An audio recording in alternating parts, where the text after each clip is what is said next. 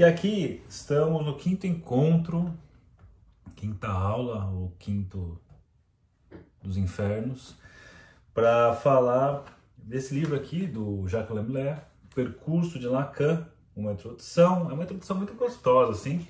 Já contei em outras lives, é uma introdução que conheci muitos anos atrás, na São Marcos, indicação. Esse livro foi da Lívia Tourinho, que foi minha professora lá na São Marcos, e leio a primeira vez que eu li esse livro, e várias coisas eu não entendia, e legal assim, ler em outros momentos da minha vida. Isso foi em 2001, então tem 21 anos, acho que é isso aí, por aí. E aí, retomei outros momentos, e recentemente estava arrumando uns livros, peguei ele e falei, putz, livro legal, preciso levar pra galera, assim, porque é muito gostoso de ler, né? E é bem legal, porque é o Jacques Lemaitre falando de Lacan, e tem aquela polêmica, assim, né, que os textos estabelecidos pelo Miller não são os textos, não são fidedignos, não correspondem ao que o Lacan falou nos seminários. Aí minha pergunta é a seguinte: mas se durante tantos anos nós estudamos os seminários da Zahar, né, da Zahar editora, que é o estabelecido pelo Miller, e nos apaixonamos, estudamos, desenvolvemos, criamos, etc., a partir desses textos estabelecidos pelo Miller, e se dizem que o Miller não é fiel ao discurso aí do Lacan, então significa que nós somos millerianos, porque nos apaixonamos por Miller e não por Lacan. Aí depois vai ler o Lacan e aí diz que está lá, mas nesse raciocínio somos millerianos. Entrando aqui, ó, a transferência, o sujeito suposto saber. Eu fiz um esqueminha aqui para variar, para ficar muito demorado.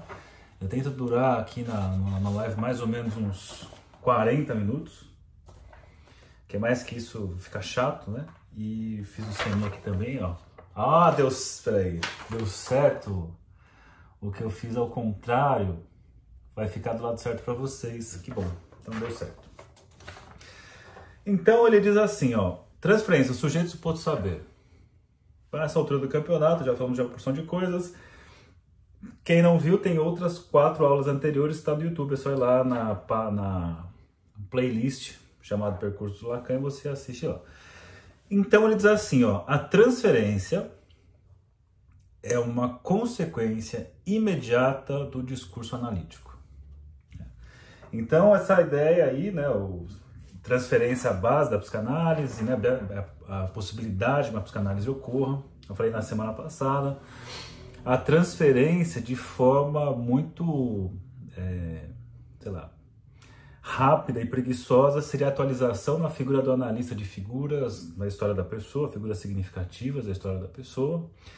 E o próprio Freud fala nesses termos, né, ele fala lá no Compêndio da Psicanálise, que eu já falei em outros vídeos aqui, que o eu do paciente está frágil e aí, então o eu forte do analista vai funcionar de suporte para o eu frágil do paciente, e porque o eu frágil está distorcendo a realidade, então o analista ele entra emprestando o seu eu forte para que possa levar o paciente a se adequar à realidade. Então a realidade é o ponto ali que se ampara como referência, e que para isso o paciente vai ter que dizer tudo o que ele sabe e o que não sabe.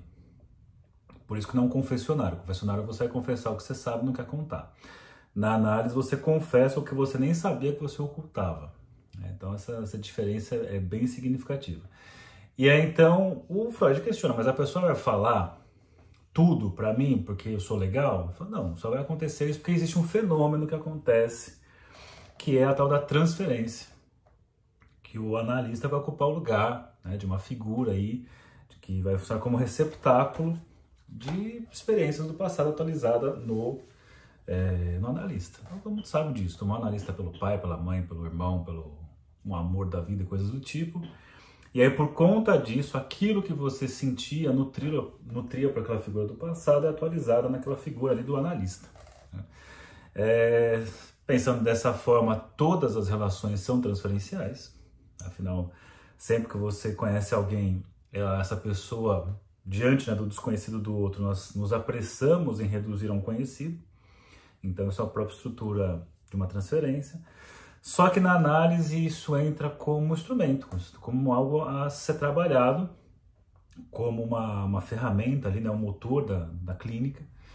Então o uso é diferente. E obviamente os abusos também são proibidos. Afinal, se você está conseguindo, né, se ocupa um lugar transferencial, você tem certos privilégios por estar nesse lugar, né? E um analista ele não pode abusar desse lugar. Por exemplo, desse amor transferencial que acontece, que é montado, não pode abusar desse lugar. Enfim, aí você tem aí, se buscar artigos sobre transferência e colocar a palavra-chave e outros autores, você vai achar N descrições, N ampliações ou narrativas sobre transferência, e o Lacan tem a sua grande contribuição, que o Miller começou apresentando no capítulo anterior, e nesse aqui desemboca no sujeito suposto do saber. Então é por supor que aquele sujeito tem um saber sobre o meu sintoma, sobre as minhas questões, que eu vou falar que esse é sujeito, né? Você não vai qualquer analista. Por mais que as pessoas, quando peçam indicação, Sala, me indica um analista? Indico. Mas, tem que ser preço social. Eu não entendo o que é preço social até hoje, porque preço social é o quê? Né? Toda análise, você não tem um preço fechado. Você vai escutar ali aquele sujeito, vai escutar quanto ele pensa em pagar e você vai ver se está dentro das possibilidades, aquilo que você cobra, obviamente, mas também leva em consideração outras coisas, seu desejo de atender aquela pessoa. Isso vai influenciar, obviamente, no fechamento. Estou pegando esse obviamente, meu filho fica, tudo ele fica assim agora, obviamente, porque obviamente eu peguei esse cacuete do obviamente e não pode falar obviamente. Então as pessoas pedem assim, eu quero um analista, preço social, perto do metrô, que atenda de sábado, que seja bom. Não quero recém-formado não. Quer um café também, se quiser. Eu já falo, já vê se você quer ristreto ou leggero, ele já deixa no jeito, afinal você quer tudo e mais um pouco. E claro, né, as pessoas têm esse pedido, e mesmo que você ofereça tudo isso, não é o suficiente, que a pessoa vai até o analista ali fazer a entrevista e vai ver se, será que essa pessoa tem condições de me escutar? Né? Todos nós aqui, você vai no analista, nem todo mundo tem condições, você supõe, né, que nem todo mundo tem condições de escutar o que você tem a dizer.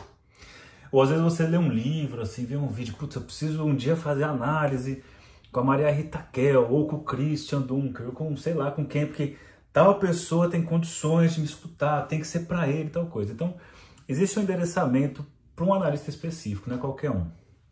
Então, essa ideia de sujeito suposto saber, essa suposição de que tem ali um saber.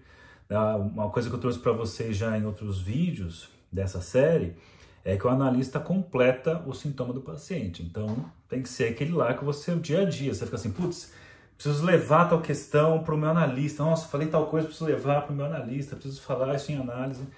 Então, vira isso, né? O analista vira uma questão, vira ali como se fosse um imã das neuroses e questões do dia a dia, tudo vou levar para o meu analista, se tudo deu certo é por essa via. E ele diz assim, que então a transferência ela é uma consequência imediata do discurso analítico.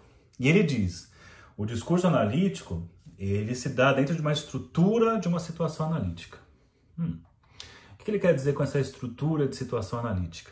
Ele diz, o analista que está em posição de ouvinte, né, estimula o discurso do paciente.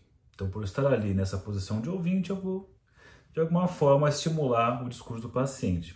Ou seja, não é só escutar, né, essa posição de ouvinte, mas de interessado no que o outro tem a dizer, né?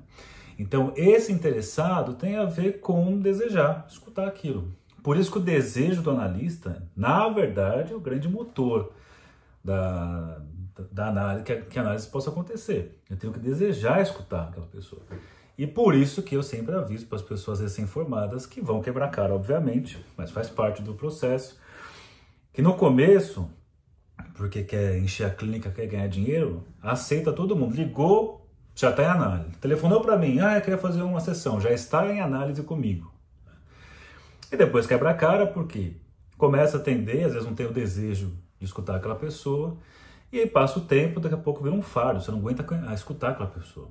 Não tem dinheiro que pague escutar aquela pessoa, e isso é muito ruim, porque isso faz o processo ficar parado, né? Agora, quando já tem sai desse raciocínio, dessa necessidade, eu tenho que ter paciência, tenho que lutar meu consultório, você faz as entrevistas e vê assim, quero escutar essa pessoa ao longo de meses, anos, será que eu vou querer escutar essa pessoa por muito tempo? Isso é uma questão muito importante de ser colocada para se pensar na análise. Então, o desejo do analista, o desejo de escutar, você vai numa pessoa que você fala, você se preocupa, né? Você quer falar para uma pessoa que está interessada naquilo que você está falando. Então, e obviamente, o interesse exagerado, nossa, mas isso que você está falando, eu não sei o quê, super, né? Nossa, que pessoa carente, meu Deus do céu, esse analista. É aquela coisa leve indiferença, é interessante, mas o que é isso aí que você está falando, né? Tem aquela coisa um pouco, né? Tem algo ali. Desejo, se você demonstra demais, perde a graça. Se é zero também perde a graça. Então aquela situação, qual é a cara de analista, né? Para que estimule nessa posição que eu estou, de ouvinte, vai estimular o discurso do paciente. Ele diz, então, é a partir disso que a associação livre começa a acontecer. E, obviamente, pegando o cacuete aqui do meu filho, obviamente, a associação livre não é tão livre assim. Semana passada, um negócio tão bonitinho, né? Até eu vou fazer aquele meu videozinho de 1 minuto, que as topeiras falam assim, nossa, não é só isso que você falou, faça um vídeo de 1 minuto e ainda tem a galera lesada que fala que está incompleto o vídeo de 1 minuto para falar de um assunto complexo. Mas, semana passada eu peguei um trecho em que ele fala assim, uma das coisas que pega na análise é quando você percebe, né, você começa a ir numa análise, começa a perceber o quanto é reduzido a sua cadeia de significantes, cara, quando você sempre fala as mesmas coisas e repete, e as pessoas têm horror a ficar nessa repetição, né? Essa repetição mostra o quanto você é limitado, repetitivo, tedioso, e todo mundo é assim. E aí, inclusive, tem aquele raciocínio que eu considero errado, eu vou fazer um vídeo falando disso, né? Específico desse ponto, que é aquele papo maluco assim de quando parece que a pessoa não tem tantas queixas, pode começar a fazer quinzenal. E é uns erros gigantescos, assim, né? Ah, não tem muito assunto, vamos começar a fazer quinzenal. Se o analista tivesse a função de ser privada, para você sentar lá e descarregar todas as suas coisas que te encheram ao longo da semana, até que faz sentido. Mas não é por aí, né? O que acontece é que vai ficando repetitivo e aí a vontade é despassar para ficar tentando arrumar assunto para encher linguiça na sessão. Sendo que, na verdade, a pessoa tem que se deparar com a sua repetição mesmo, com a sua redução, né? A sua história é muito reduzida, muito pequena, sempre as mesmas coisas, mesmo circuitinho ali que ela fica. E espaçar sessões, fazer quinzenal uma vez por mês, é tentar criar uma fantasia ali de que tem assunto, de que tem originalidade. Por isso que diante de um pedido assim, quero fazer quinzenal, não tenho dúvida, você vai fazer 2 vezes por semana então.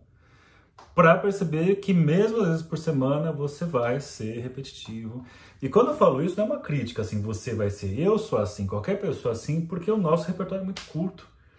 Quantas vezes nós pensamos assim, isso é direto, né? Nossa, eu vou falar isso. Aí você começa a abrir a boca, você, blum, em 2 frases, você falou tudo. Acho que é um dos dias que mais acontece na análise, assim, que você chega o paciente, nossa, hoje prepara 2 sessões que eu tenho um monte de coisa para falar. Aí a pessoa fala em 5 minutos, era só isso, caramba. E se surpreende, assim, como eu achei que era tanta coisa, na verdade é só isso. E obviamente, caramba. E esse só isso, é o só isso nosso, de você se deparar com, cara, sou repetitivo. Você tem Freud atendia o paciente mesmo dia. Você tem isso sim. Mesmo hoje em dia. Tem o Forbes no livro dele sobre a clínica do real. Eu sei que tem muitos lacanianos que quase infartam quando se fala de Forbes, mas o cara escreve, cara. O cara escreve livros, os livros dele ajudam, né? Ele fala assim de um paciente que atende de manhã e aí à tarde o paciente volta no final do dia, assim, interessante, é bacana. Bom, aí seguindo assim, né, ó. Aí ele faz uma questão interessante. Então, essa questão da associação livre, não é tão livre assim. E na sequência ele fala, essa posição de ouvinte, ela é passiva? Que parece que, né, ouvinte, assim, tô ali encostado, não tenho nenhuma movimentação, e diz que sobre esse ouvinte, ó, sua resposta seu aval, sua interpretação que decide o sentido do que é dito. E quando eu falo de interpretação, tem que tomar muito cuidado aqui, que não é aquela super interpretação a lá, sei lá, bicheiro, né, do jogo do bicho, interpretando um sonho. Você sonhou com tal coisa, porque é isso, porque é aquilo, porque é aquilo outro, é que traz um sentido. Quando o Miller fala aqui, que tem a ver com Lacan, a interpretação não é só você encher, colocar sentido nas coisas para o seu paciente, para o seu analisante. Às vezes é questionar algo, às vezes é mudar uma vírgula, às vezes é onde tem ali uma certeza, você transformar numa interrogação, às vezes onde tem uma interrogação, colocar ali uma certeza. Então, você mexer nessas coisas, às vezes repetir uma frase, às vezes desmontar uma frase, pegar ali onde teve o ponto de hesitação para falar uma outra coisa, isso já é uma interpretação, já está mexendo ali no discurso. Então, o analista, ao fazer isso, pensando, né, na sua resposta, seu aval, sua interpretação, ele decide o sentido do que é dito. E mais, né, ele coloca, ainda sendo mais rigoroso como Lacan, ele diz, a identidade de quem fala está naquele que escuta, no ouvinte. Olha que legal que ele traz uma frase aqui, que diz assim, ó, do Rosenbach, dizendo que o analista é o amo da verdade. Olha que ele fala. Quem fala está pendente do interlocutor. Porque as palavras se tingem com o que o ouvinte diz. E não se sabe onde podem chegar as palavras.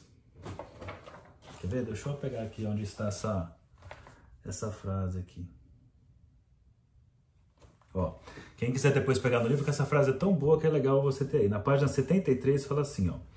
Quem fala está pendente do interlocutor, porque as palavras se tingem com o que o ouvinte diz, e não se sabe onde podem chegar as palavras. Então, a importância que tem desse outro na história, né, que eu já falei nas outras duas aulas anteriores. E então, o analista que possibilita isso. Tem uma ideia, inclusive, que eu peguei no livro do Forbes, que tão falam mal do Forbes assim, alguns, mas lá que ele fala da história do zero. A história do zero é muito interessante, assim, que ele fala do analista como um zero à direita. Porque o analista, ele é isso aí, ele tem que ser um zero, mas não um zero à esquerda que não serve para nada. Inclusive eu falei isso hoje, eu estava atendendo uma pessoa e falei, né, sobre o lugar do analista. Eu comentei que uma vez um paciente falou para mim que para que eu vou até a análise e falar, se você não falar nada, eu posso ficar em casa falando para as paredes. Só que a parede é zero. E eu também sou um zero. Só que enquanto a parede é um zero à esquerda, eu fico no lugar do zero à direita. O zero à esquerda não serve para nada. O zero à direita multiplica as grandezas, né? Dezena vira centena, centena vira milhar, por aí vai. Então essa ideia, assim, o Forbes fala no... Qual que é? Da palavra ao gesto do analista, se não me engano. E esse livro aqui, quem perguntou, é o nome da live, né? O Percurso do Lacan, que eu estou falando aqui. Então aqui, o analisante, ele busca uma verdade sobre si mesmo, sobre sua identidade, sobre seu verdadeiro desejo. Busca onde? Busca ali, naquele analista. É quase assim, ó, eu queria escutar as minhas questões passando por você. Eu adoraria saber como seriam as pontuações que você faria. Imagine assim, ó. Inclusive eu estou lendo um livro sobre isso que é muito legal, chamado A Arte da Pontuação. Muito legal esse livro, apaixonante de ler. É como se, imagina assim, você pega um texto seu, sem nenhuma pontuação, só escrito. E imagine que você entrega para o analista e ele vai pontuar. Ele vai pôr ponto final, ele vai pôr ponto e vírgula, ele vai pôr as vírgulas, vai pôr travessão. Né? Então, assim, ele vai trazer essas pontuações e as pontuações modificam completamente o sentido. Então, imagine assim, eu gostaria de escutar isso na sua interpretação. Ou você pensar numa partitura, dependendo do maestro, ele vai fazer um arranjo diferente. Ou o músico de jazz lá, um Miles Davis, eu adoro escutar a música, sei lá, So What com o Miles Davis, mas eu prefiro a versão com outro cara que tem um arranjo mais interessante. Então Então, de certo sentido, assim, o analista vai ser esse, na verdade, não é ele que vai fazer essa interpretação. Ele vai dar ali uma sustentação de desejo que leva a pessoa, aquele que fala, a ele mesmo compor aquilo, improvisar aquilo. Então, aqui, busca no limite de sua palavra. Busca a verdade, lembrando aqui, busca a verdade, no limite da sua palavra. Onde está o analista enquanto grande outro? Então o analista entra como grande outro na história e diz assim, ó, a questão do silêncio, que eu até anotei para ler aqui. Vamos ver o que eu pedi para eu mesmo ler. Na 73, eu disse para ler assim, ó. Onde busca a verdade? E diz... Busca, diz Lacan, no limite de sua palavra.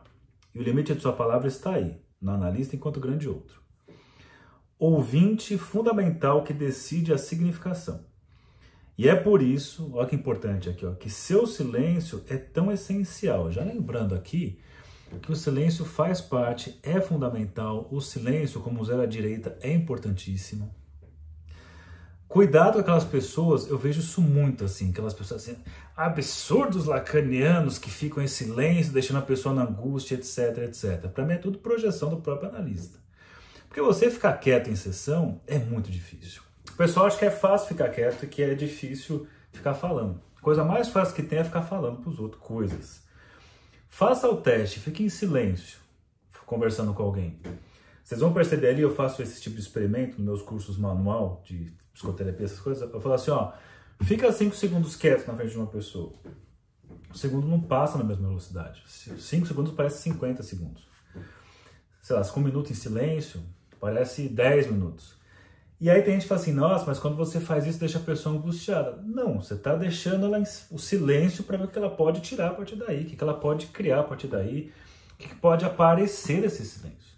Só que muitas vezes, lembra que eu estava falando isso, né, no meu curso Manual da Clínica da Psicoterapia com Crianças, eu falei que eu cheguei a 56 milhões de reais, juntando R$1 cada vez que, ao escutar pais se queixando dos filhos, deu para localizar que a questão dos pais não dos filhos. Eu tenho mais outros milhões de reais, que é uma moedinha que eu coloco, cada vez que esses analistas que reclamam do silêncio, que eu acho absurdo os lacanianos ficarem em silêncio, que são eles que têm dificuldade de ficar quieto, que tem que ficar falando. Esse papo que a pessoa, o gesto do outro vai cair no vazio, não sei que lá do silêncio. E aí justificam coisas absurdas. E muitas vezes tem winnicottianos fazendo isso, e o próprio Winnicott, você pega o texto dele, sei lá, Brincar é a Realidade, que foi um curso que eu dei recentemente. Ele fica durante 1h30 sem abrir a boca, ele não fala nada. Ou o caso da Margaret Little, que ele também fica em silêncio, uma sessão inteira. Ela fica lá sentada, se cobre com uma manta, assim, fica só os olhos de fora. E ele diz assim no final da sessão, por algum motivo você precisou me deixar para fora da sessão o tempo todo. Então, o próprio Winnicott usa o silêncio, outros autores usam o silêncio, e tem a galera que fala assim, não vou deixar no silêncio, que a pessoa vai entrar em agonias impensáveis. Aí é aquele negócio, bota tudo na mesma gaveta. Pega pessoas, né, você tem autores que falam de egos fragilizados, e aí começa a achar que todo mundo é ego fragilizado. E volta a dizer, sempre que eu escuto essas coisas, em geral, é o analista que não banca ficar em silêncio. E aí eu ganho R$1 e atualmente eu tenho acho que 48 milhões de reais só de moedinhas de analistas que queixam do silêncio porque eles não conseguem ficar em silêncio. Aí seguindo aqui, ó, olha que legal. Olha o meu esquema que eu fiz nos avessos. Eu acho que quem está no Instagram consegue ver esse e talvez quem está no YouTube vê esse. Se todo mundo vê só esse, aí eu posso dobrar aqui. Ó, quem está no YouTube, você está vendo isso aqui normal ou invertido? Ah não, mas ali, ué. Acho que é só esse aqui, né? Ah, vocês viram de preto, tá, então tô certo. Então quem é YouTube vê aqui, quem é Instagram vê aqui, e eu vejo preto. Isso aqui tá ao contrário pra mim. Só que daqui nossa, que é muito louco. Então olha que legal aqui. O que o Miller tá dizendo? Isso aqui é a estrutura da linguagem. Olha que legal. Ah, o Instagram tá o preto também? Mas ali naquela minha... Enfim, eu vou deixar aqui os dois, porque ali na minha outra câmera tá dando invertido. Então o que acontece aqui? Eu vou no preto que tá certo para vocês aí. Eu tenho aqui essa linha de baixo, que é a linha do significante. Lembra da história? O significante, ele sempre depende do contexto. Então, se o significante depende de contexto, qual é a quantidade mínima de significantes que eu preciso ter para realmente ser significante? Qual o mínimo de significantes que eu preciso ter para conseguir achar o sentido de um significante, que afinal ele tem um contexto? Quanto? Qual o mínimo de significantes? 2, né? Tem que ter pelo menos 2, porque se é contexto, eu preciso de pelo menos mais um significante para dizer do que se trata, para saber se a manga é uma fruta, se a manga é uma parte da camisa, se a manga é o mangá, sei lá eu. Né? Então eu preciso de 2 pelo menos. 3, 4, 5, enfim, pelo menos 2. Então aqui ele coloca os significantes. Então quando eu falo aqui para vocês, estou falando uma série de significantes, um ligado no outro aqui. E assim como na análise está rolando aqui a livre associação, blá blá blá blá blá blá blá blá blá blá blá blá blá blá blá, né? E quando eu faço a intervenção, a pontuação, sei lá, o corte da sessão, eu coloco um ponto final aqui. E esse ponto final, ó, faz um segmento de reta. Imagina que isso aqui é uma linha infinita, né? Porque o sujeito começa a falar desde lá quando. Aí chegou na sessão e começa, aí fala assim, por quê? Ontem foi Dia dos Pais. O que você quer dizer com isso? Ontem foi Dia dos Pais, em determinado ponto final aqui, quando ele acaba de dizer, que eu vou encontrar o sentido do porquê ele começou falando do Dia dos Pais aqui, ó, esse segmento de reta. Poderia pensar como se fosse capítulo de livro. Você tem lá uma história de um primeiro capítulo contando uma história, segundo capítulo contando uma história, terceiro capítulo contando uma história, ou sei lá, eu tenho a primeira página, a segunda página, a terceira página, a quarta página, chegou no final do capítulo, ponto final. Aí você tinha aquele personagem aqui, ó, o Duende Azul. O Duende Azul, fim do capítulo. Aí fecha aqui esse sentido, ó, retroativo. Aqui fala sobre o que é o Duende Azul. O Duende Azul é tal coisa, é tal coisa, é tal coisa. Quando aconteceu isso aqui é o sujeito, certo? Depois, na próxima sessão, ele já vem com o capítulo 1 e continua no capítulo 2. Tem contando várias coisas do capítulo 2. Aí ele faz parte de uma equipe que é assim, assim, assim, assado. Chegou no final do capítulo. Ponto final. Fechou o capítulo retroativamente. Aquele Duende Azul, agora eu sei dessas histórias dele, ele é um herói, assim, assim, assim, assado. Chegou no terceiro capítulo, terceira sessão de análise. Aí então descobre que na verdade ele matou uma série de pessoas, na verdade não é tão herói assim. Ponto final. Retroativamente, então o Duende Azul, ele não é um herói, na verdade ele é um vilão. Aí, e por aí vai. Então o que acontece? Ele está dizendo o seguinte, que na análise a pessoa fala aqui livremente, aí quando diz assim que o analista, né, que coloca o sentido, quando ele fala aqui, diz assim, não, a posição do ouvinte, sua resposta, seu aval, sua interpretação, é a pessoa falando aqui, a pontuação do analista, que fez esse laço com o começo da sessão, com o começo da frase, que fecha um segmento aqui e criou um significado. Então, uma série de significantes, a pontuação cria um significado. Aí você começa a pensar assim, né? O Lacan vai dizer que a existência é produto da linguagem. Né? Eu sou a partir de nomeações, o mundo existe a partir das minhas nomeações. Né? Então, à medida que eu vou nomeando, as coisas vão modificando. Então, cada vez que a pessoa fala e tem esse ponto final, essa retroação, esse sujeito vai mudando o seu significado. O sentido das coisas se modificam com o tempo.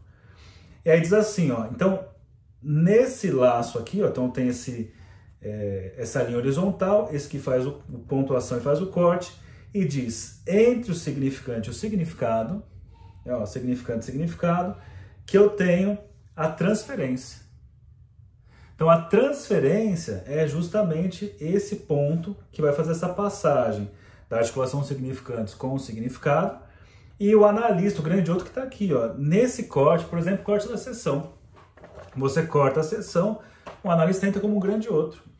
Porque a pessoa tava lá, sabe quando chega assim? Isso é muito comum de acontecer. Ah, essa aula, eu vim aqui que eu preciso pensar num negócio, precisa me ajudar a entender tal coisa, qual que é o sentido de não sei o quê, eu preciso de um conselho. Acontece isso. E normalmente não dou conselho nenhum, obviamente, mas a pessoa vai falando e só o fato de ela chegar num ponto e você assim, bom, encerramos. Acho que esse é o ponto, acabamos por aqui, ou levanto e abro a porta, enfim, só de fazer isso, alguma resposta já tem aqui. Então, o analista entra como esse outro que como ele coloca, que decide o momento final aqui, que é esse ponto final. Agora vem a retração, só que daí vem uma coisa interessante, a retroação, e aí vem uma coisa interessante. O sentido quem dá é o paciente. Na verdade, se você pegar o curso aqui do Miller, ele coloca o sentido é da própria estrutura significante. Porque o sujeito ele é atravessado pela linguagem.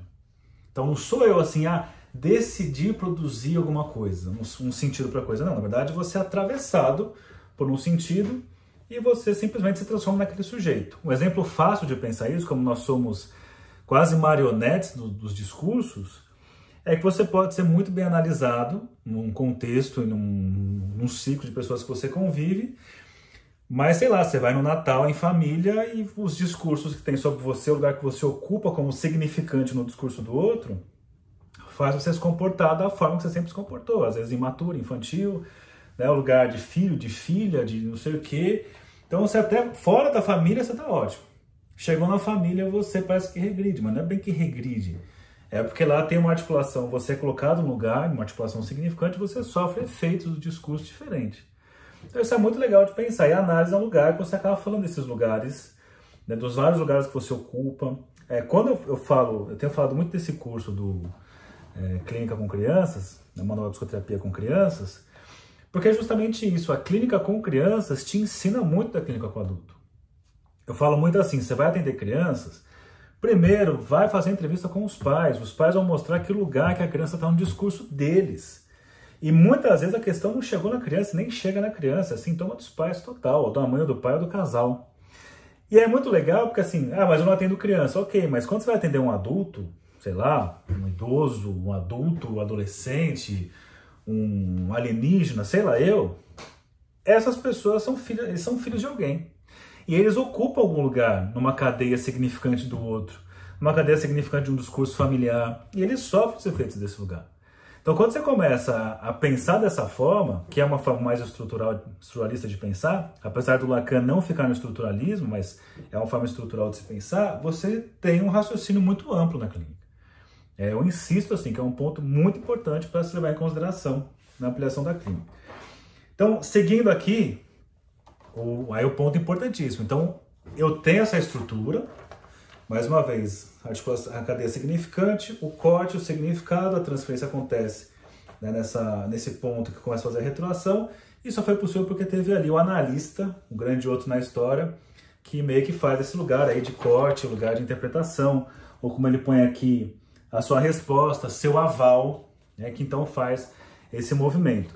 E é uma coisa importantíssima, apesar do analista ser colocado no lugar de sujeito suposto saber, ele não deve se identificar com esse lugar. Não é porque você é colocado nesse lugar que você vai ocupar esse lugar. Porque senão você vira aquela pessoa do oráculo, aquela pessoa lá que vai ficar, sim, porque eu sou muito bom, não sei o quê.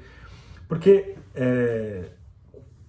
pensando na questão transferencial, e eu tinha um professor que falava muito isso, e eu tenho alunos que odeiam quando eu falo isso, porque falam que eu sempre falo isso, mas ele dizia assim, não se esqueça de anotar na mão, não é comigo, é questão transferencial.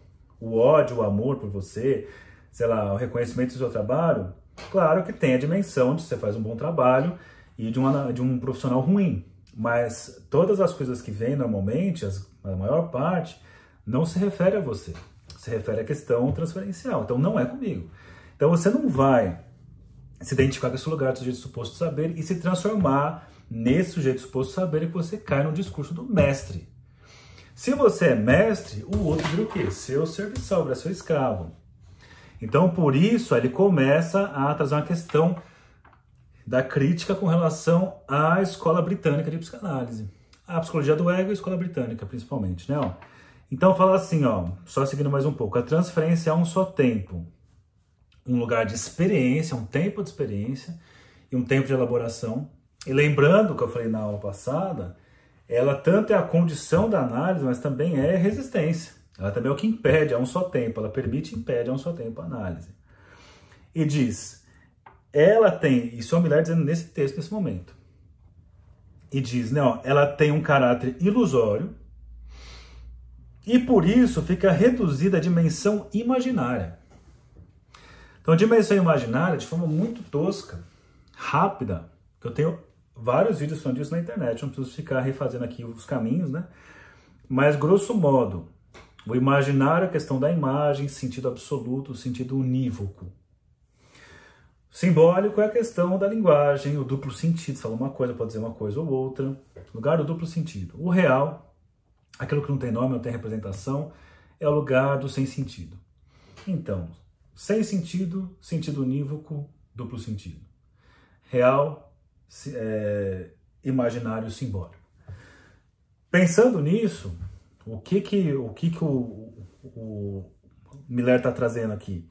Que sempre a transferência, ela tem essa dimensão imaginária, só que daí você tem uma articulação, não vai dar para desenvolver aqui, mas eu tenho outros vídeos que falam sobre isso. Que você vai ter assim, real, simbólico e imaginário, o que acontece quando você elimina um dos elementos de RSI. Então diz assim, por exemplo, o ódio. O ódio é quando você tira o simbólico da história, é só real e imaginário. No real e imaginário ou é o sentido que eu tenho, unívoco, ou não tem sentido. Então assim, ou é o meu sentido ou eu te destruo. Ninguém pode pensar diferente de mim. É o registro do ódio. Aí atrás tem o registro da paixão, em que eu tenho simbólico e imaginário, não tenho real, não tem perda. Que quem está na paixão, tudo tem sentido, tudo faz sentido, múltiplos sentidos, então não tem perda, não tem falta, não tem nada disso. E aí eu teria o registro da ignorância, que eu tenho real e simbólico, né, ou sem sentido, duplo sentido, e nunca estabiliza num sentido que é imaginário. E aí nesse raciocínio, a gente poderia pensar que a transferência positiva e negativa que o Freud descreve, e outros analistas também descrevem, elas se referem tanto à transferência que significa real e imaginário, que é a transferência negativa, quanto à transferência simbólico e imaginário, que é a transferência positiva. Então, a positiva é a dimensão da paixão, do amor, tudo tem sentido. Nossa, que análise incrível! É o lugar das expectativas com relação à análise, com o amor em relação ao analista.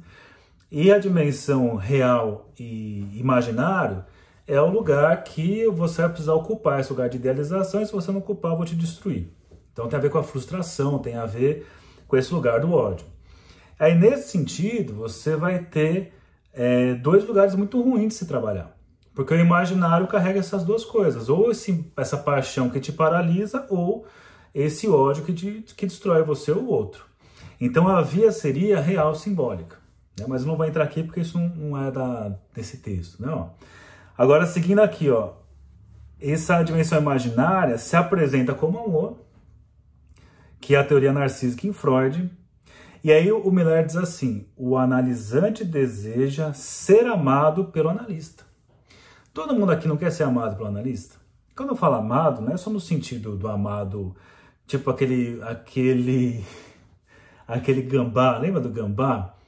Que tinha, o desenho começa sempre assim, é uma gatinha, aí é uma gata preta, e aí sempre no desenho alguma tinta branca passa nas costas dela, e aí o gambá, ele vê e fica apaixonado por ela, fica correndo atrás dela, quer beijar e quer abraçar, etc. Não é nesse nível, apesar de ter pessoas que querem isso do analista, mas o fato de ser reconhecido, de pensar assim, cara, eu só quero ser o melhor paciente desse analista. E todo mundo quer isso. Você quer contar a sua história, a pessoa contar a minha história e fala assim, nossa, que difícil.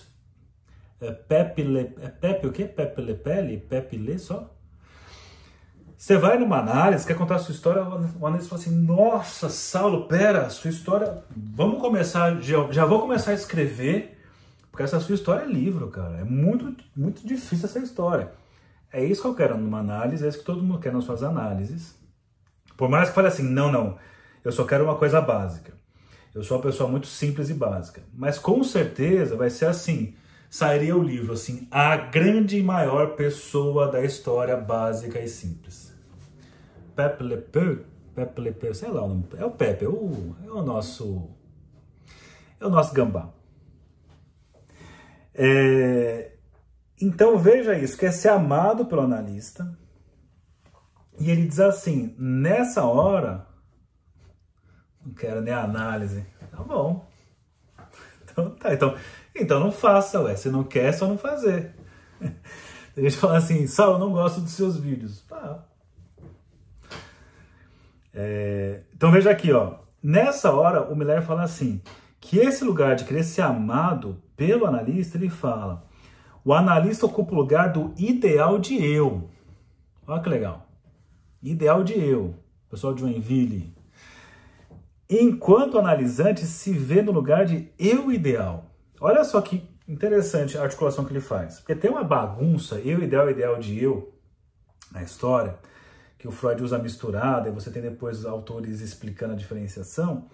Mas uma das formas de você pensar é assim, esse eu ideal, né, o ego ideal, tem a ver com esse do estádio do espelho, de tomar o outro como sendo a si mesmo, como semelhante. O ideal de eu já tem a ver com algo a ser alcançado, assim, já é um registro de um ideal a partir, pensando no Édipo, na figura interditora, que é tanto temida quanto amada para ser alcançada. Então tem esses dois lugares. Esse primeiro do narcisismo, de ser o outro e se misturar nesse outro, é a dimensão imaginária. Esse outro a ser alcançado é a dimensão simbólica. Então eu posso pensar, e o Miller coloca nessas palavras, o ideal de eu é simbólico, o eu ideal é imaginário. E diz assim, o analisante, que coloca o analista no lugar de querer ser amado pelo analista, faz dessa forma, por quê? Ele coloca o analista no lugar de ideal de eu, e quando o analista ocupa esse lugar de ideal de eu, ele pode ocupar esse lugar de eu ideal. Olha que interessante essa relação, e esse arco de tensão que depois, né, outros autores vão explicar, inclusive o Lacan, e vai ter a questão do eu ideal, ideal de eu superego na história.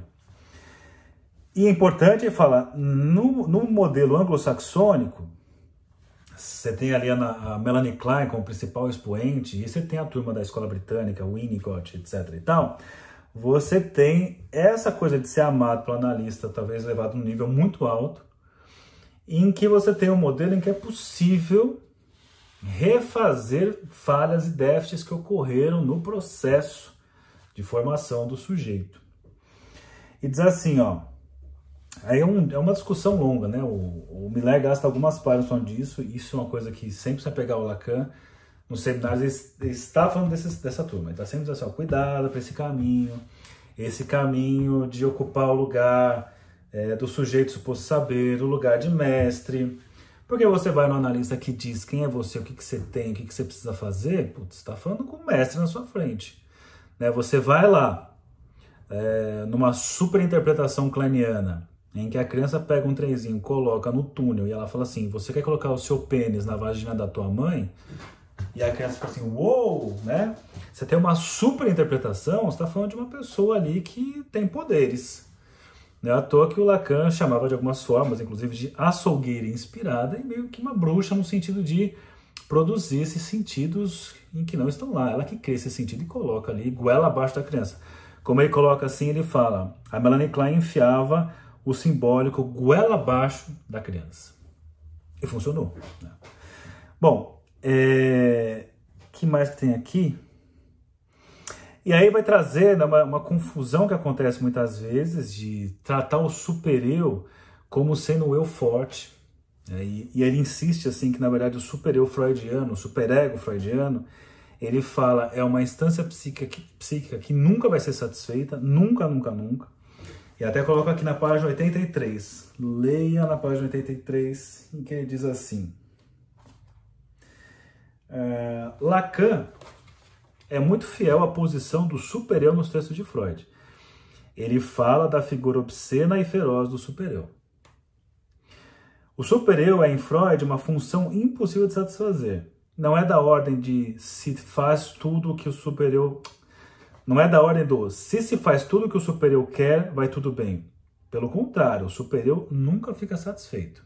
Então, eu sempre falo assim, o super-eu Não sei se vocês já deveram para banco. Eu já devi para banco. E dever para banco é muito louco, assim, porque uma dívida de 5, sei lá, de 1.000 vira 50 mil rapidinho.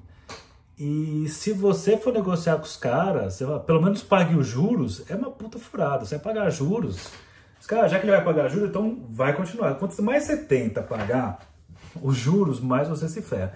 É semelhante essa porcaria dos anúncios do Instagram, porque assim, tudo ia bem.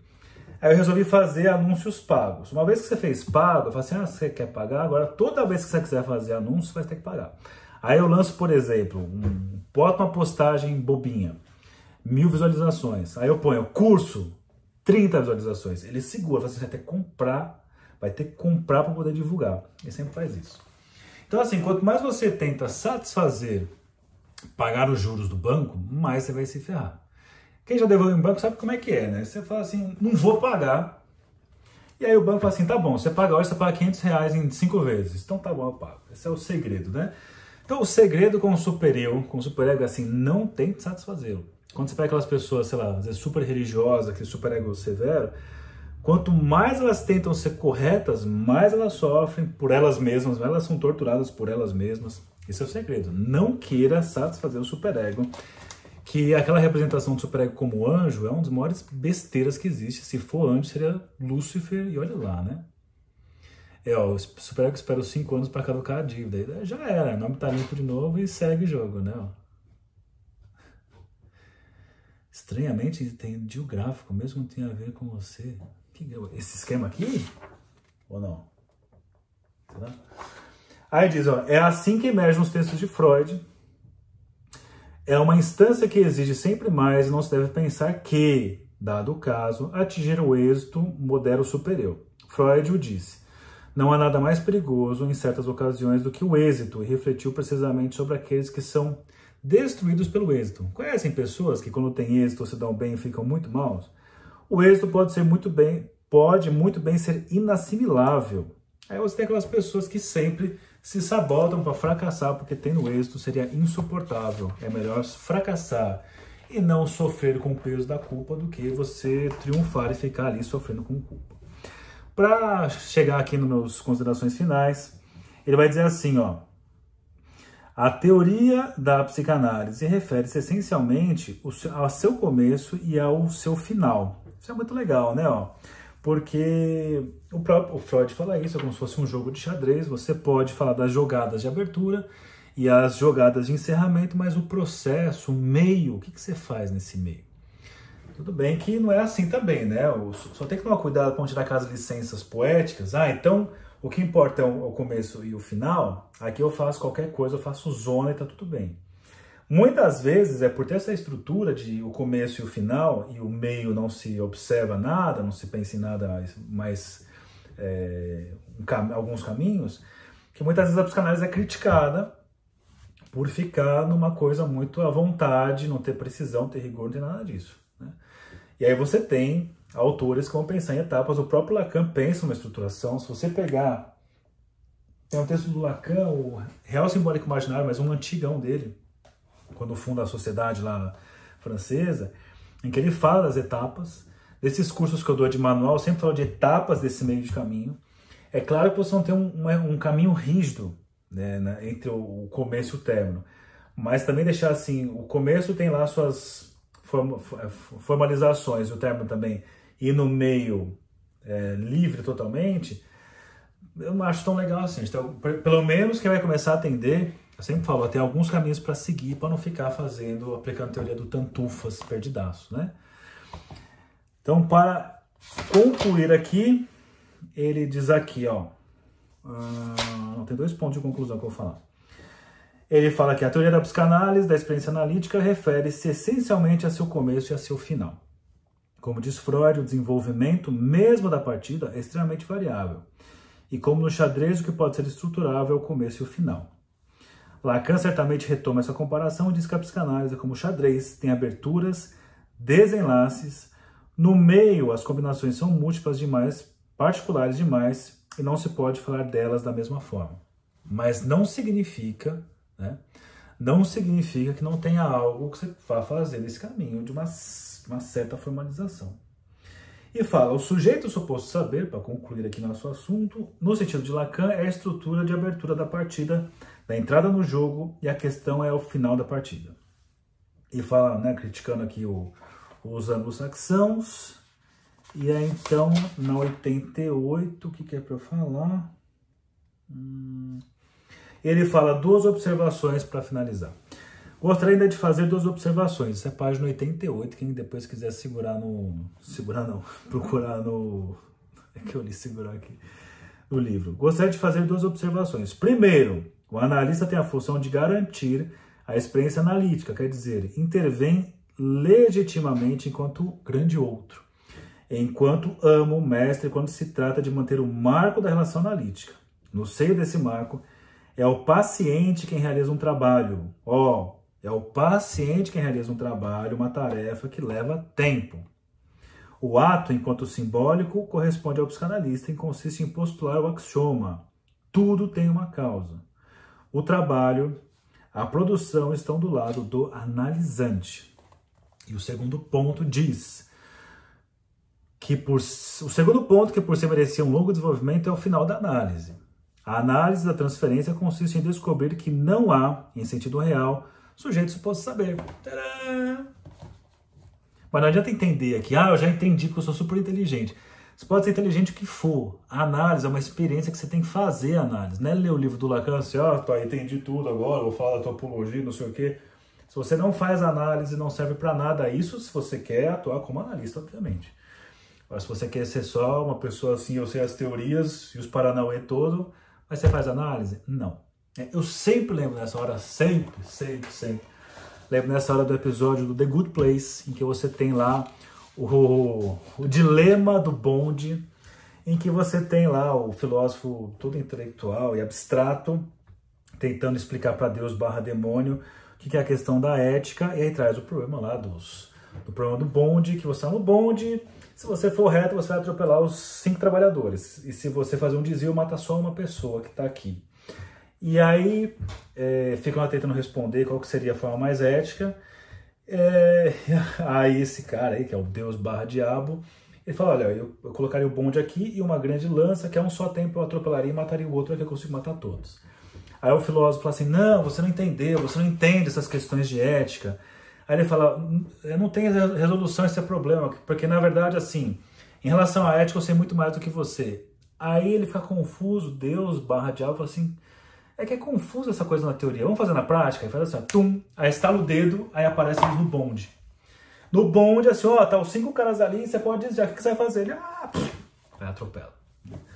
Então é isso. Estudar Lacan, estudar psicanálise, você pode. Agora, é muito diferente estudar psicanálise, ler psicanálise e passar por uma análise e ser analista. São coisas bem diferentes, porque a psicanálise é uma praxis.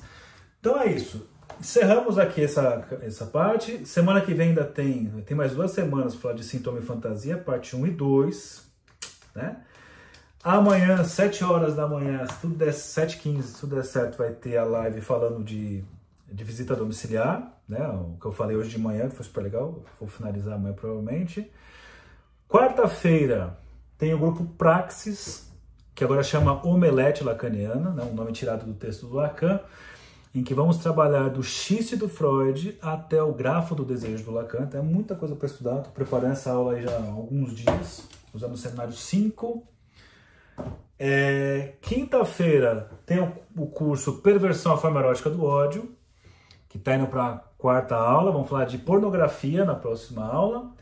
E não se esqueçam que vai começar o curso dia 26 de agosto, o curso Manual da Psicoterapia com Crianças e Pais, né? Bem no formato Manual da Psicoterapia, que vai te organizar na clínica, vai fazer você pensar em pagamento, porque o raça que não sabe cobrar e ganhar dinheiro, que é psicólogo, de acordo... Essa fala não é minha, essa fala é de um economista que uma vez falou isso pra mim, né? Falou, nossa, vocês não sabem ganhar dinheiro, meu raça que não sabe ganhar dinheiro. Falar de dinheiro, falar de consultório, falar de entrevistas, pensar a questão da criança, mas não só da criança, mas da criança do adulto, falar sobre intervenções, falar sobre setting, falar sobre os tipos de desenho que são feitos, fazer um paralelo dos desenhos, o brincar da criança com as fantasias do adulto, afinal a fantasia do adulto está baseada no brincar da criança. Enfim, é um manual para quem quer trabalhar, quem ganhar dinheiro e organizar a clínica. Beleza? Quem tiver interesse, nós vemos de amor, Saulo. Vai nessa. Quem tiver interesse aí, é só você aqui no meu perfil do Instagram, que você tem nessa parte aqui, provavelmente esse negócio vai me cortar no meio da frase, mas você tem aqui no meu perfil, você tem os linkzinhos que você vai aqui, ó, Go Hotmart. Lembrando, quem já fez curso comigo ou está em curso comigo, tem os 20% de desconto nesse curso, que você pode parcelar em 10 vezes. Vamos estudar, trabalhar, ganhar dinheiro, fazer um bom trabalho. Boa noite para vocês. Então, até amanhã, 7h15 da manhã, para falar sobre visita domiciliar, continuação. Se você não assistiu, assista a live de hoje, que ajuda demais. É isso aí. Tchau para vocês e boa noite.